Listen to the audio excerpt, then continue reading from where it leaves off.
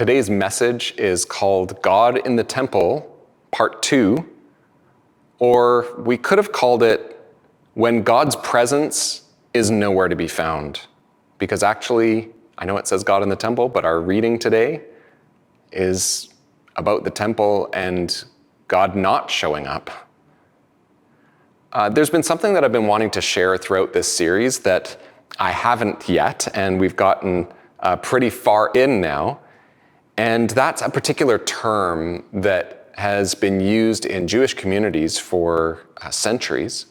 The term is the Shekinah, and it literally means the dwelling. The Shekinah is basically the majestic presence or manifestation of God, which has descended to dwell. So all of these readings that we've heard throughout this series about the glory of God or the cloud showing up, you could use the word Shekinah to explain or to describe that presence. It's the presence of God, but it's a term that's actually never used in the Bible. The oldest usage of this was in early Aramaic translations, paraphrases, and midrash of the Hebrew scriptures. And the thought is it may have been used as a way of talking about God's presence without compromising God's transcendence, which we've talked about, right? This interplay between God being close, but also God being far off, God being other. And so the Shekinah is basically a noun to describe this idea that God seems to actually show up and be present with us. So there's God, big God, transcendent God, and then there is the Shekinah, the presence of God. This became a very common way of talking about God's presence in Judaism shortly after the destruction of the Second Temple in Jerusalem in the year 70. So after that, this became a common way of talking about God's presence. And then in some writings, starting in the Middle Ages, the Shekinah ends up being associated with female attributes of God, since the noun Shekinah is a feminine noun in Hebrew. So the thought was this may be sort of the feminine side of God, if you will, which in a way sort of makes sense to think about this presence that shows up often in a comforting, or we've seen sometimes not so comforting way. And so that's been picked up by feminist scholars as well to kind of reflect on, well, what might this mean to understand feminine side of God in terms of God showing up and being among us? This whole series has been about the presence of God, about the Shekinah of God. And this becomes important in this particular reading that we're looking at today.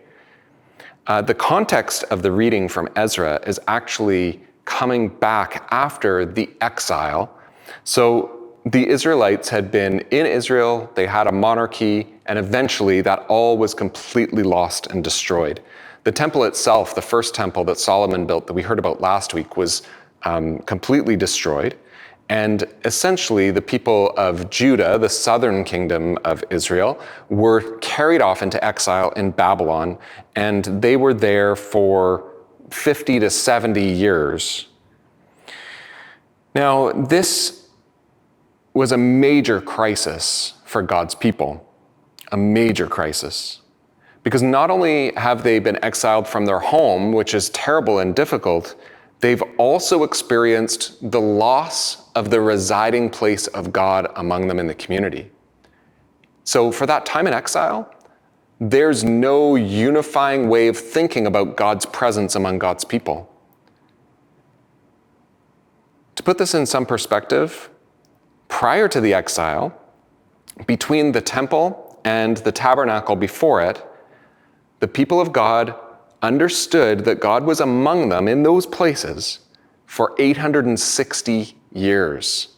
That's a long time to be thinking and relating to God in that particular way, and then suddenly be cut off from that and that being destroyed. Things like the Ark of the Covenant are lost in this time period, and artifacts from the temple are lost in this time period as well. So our reading is actually after the exile is over, a whole bunch of them have been given permission to go back home, back to Judah, back to Jerusalem.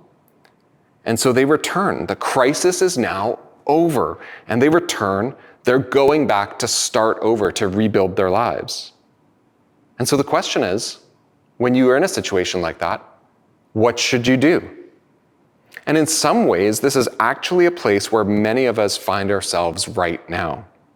And it's a place that a lot of churches find themselves right now. What should we do in this present moment when a lot seems lost, but while we may still have the opportunity to do something? Now, the answer in Ezra is, let's rebuild the temple. Here's what happened. Let's get the priestly system going again. Let's bring it back to that dependable structure that we had for 860 years and that we've not had for 50 years or so. Let's bring it back to that. And so that's what they do. They lay the foundations for the temple. And this reading we have is kind of a dedication of the foundations in a way. And we have the priests again, like we had last week, and we have the trumpeters again, like we had last week. And we have exactly the same words that are said, just slightly modified. For he is good, for his steadfast love endures forever toward Israel. They add in the toward Israel in this case. And so they say the same words, they're singing this. There's this big ceremony at the foundations of this new temple that we're rebuilding. And where's the smoke? Where's the fire? Where's the earthquake? None of that happens. Instead, we just read this. This is chapter 3, verse 12. But many of the priests and Levites and heads of families, old people who had seen the first house on its foundations, the first temple on its foundations, wept with a loud voice when they saw this house. The first thing is that the second temple is unimpressive by the standards of the first temple. I didn't go in and research, the dollar value associated with the second one. I don't know if that detail can be really discovered. But in essence, this second temple is nowhere close to Solomon's first temple. It's not as grand.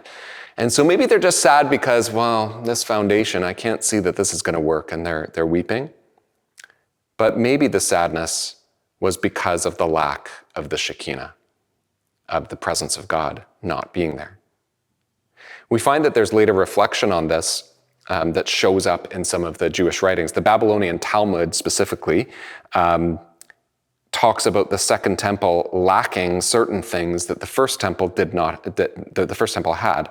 And it names 5 things. 4 of those things are basically particular objects like the Ark of the Covenant, the sacred fire, and then a few other things. And I'm not going to get into describing what those are. We can kind of picture the Ark and the sacred fire. The Ark was where the tablets of the 10 Commandments were kept in the Ark, right? But the 5th one was not a particular object. The 5th one that the Talmud names as specifically being lacking from the second temple was the Shekinah, is what it says in the Talmud. It uses that word. The Shekinah, the glorious presence of God, was missing from the second temple. Now, the rabbis have various theories on why the Shekinah was absent from the second temple. Here are 2 prominent ones that I came across. One was that, the entire nation actually did not return to Jerusalem. And so there's no unity in the nation.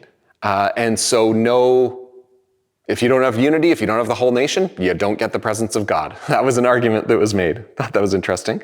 Another one, which I found a little more convincing, was that when they rebuilt the second temple, or when they built the second temple, the kingdom of Judah was still under foreign rule. So they had permission to go back and rebuild and sort of have a little bit of governance, but they weren't self-governing. They were actually still under a foreign rule. And so the idea was, God's presence doesn't show up until God is truly the ruler of God's people.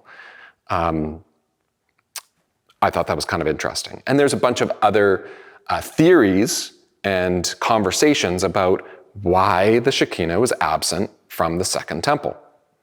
But here is the challenge for us and why I think this is important for us, particularly for the church in North America. Because maybe we are also in a time of an experienced lack in the presence of God. In fact, maybe this is exactly why the elders of my church said, let's do a series on the presence of God, because we really need to have more of the presence of God. Maybe it's because we have a lack of the presence of God that we sense we need that. But it's more than that, right? There is continued decline in the church.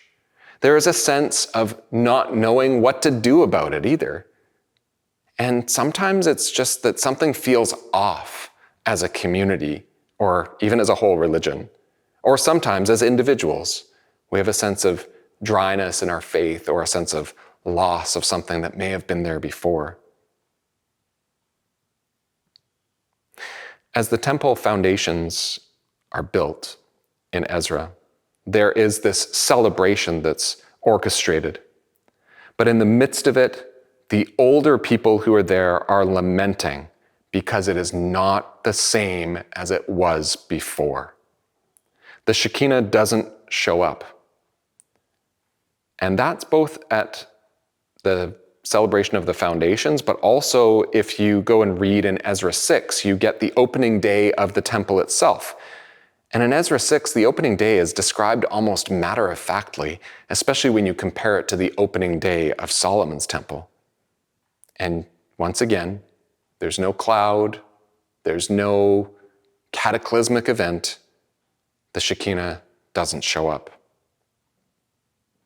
The first thing that happens is lament. The people that remember the way it once was are weeping, they're lamenting. It's not just a question of, it's not as good as it was before. There's this deep sorrow for what was lost. The second thing is a kind of questioning that the rabbis pick up, kind of looking back on this time. And it's interesting to note that these arguments that we have about the rabbis arguing about the Shekinah in the second temple all take place after that second temple was destroyed in 70 CE. There is this deep questioning of why. Why hasn't the Shekinah showed up? Why didn't it work to rebuild a version of what we had before? And I think we ask the same questions. The first thing is lament, a sense of loss, and then a questioning of why? Why didn't it work? And then I suppose we move eventually to, then what now? And actually, I have no answer for that, other than to keep trusting in God anyway. Hopefully, see the new thing that God will do, and then have the courage to join in. So, perhaps we will see. Amen.